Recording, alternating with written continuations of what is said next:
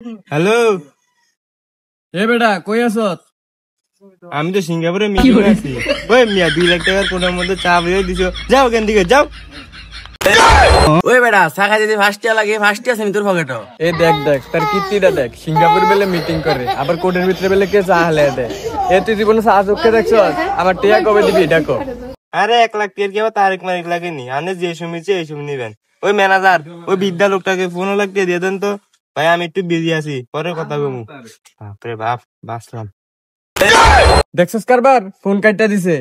এই কানফসা, আমি তো সিঙ্গাপুর মিটিং এ আমু নাকি তুই ইটটা আবি? কিরে তুই কেমনে ফোন কাটছত কথা শোনা যায়? কিরে কল কাটটা দিলাম তাও কথা হইতাছে, এবার টিপ দিয়ে কাটটা দিলাম, যা এবারে কথা হইতো না। তোর মোবাইলের কিছু হয় নাই, তোর জীবনের 12টা বাজালাম আজকা। মোবাইল বন্ধ করলে কি মনে করছ কথা বন্ধ হয়ে দেবো? উঠটা আনতে মোবাইলের আবার কি হলো? মোবাইল বন্ধ করে লাইছি তাও কথা হইতাছে। কি রে? ভাই ভাই ভাই ভাই ভাই